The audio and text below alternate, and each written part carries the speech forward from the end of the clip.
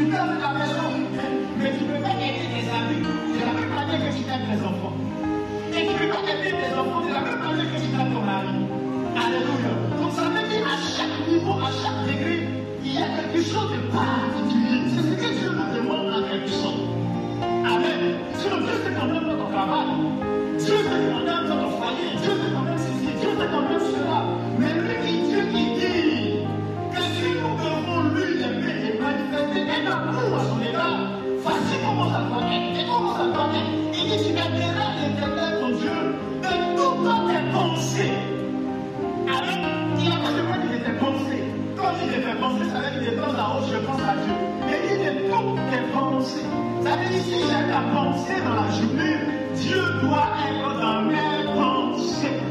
Et quand Dieu se trouve dans la pensée de quelqu'un, dans son quotidien, dans sa journée, cette personne ne manque pas de mentionner le nom de Dieu.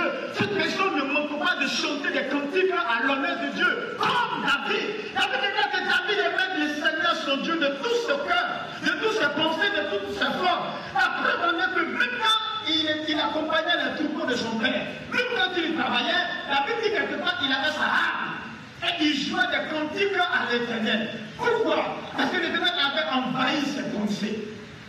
Frère, quand tu es rattaché à quelque chose, et que cette chose-là envahit tes pensées, et que tu aimes cette chose-là de toutes tes pensées, de toute ton force, de toutes tes forces, pardon, de toute ton âme, alléluia, amen, amen.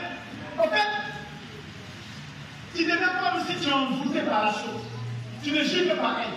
Tu ne fais plus qu'au nom d'elle. C'est elle qui te motive à avancer. S'il y a quelque chose qui doit vous motiver à avancer dans la vie, ça doit être l'amour que vous avez pour Dieu. Vous devez aimer votre Dieu.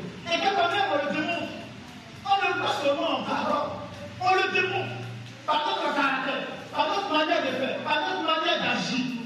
Et le véritable amour même, ce n'est pas ce que nous disons, mais c'est ce que nous démontrons.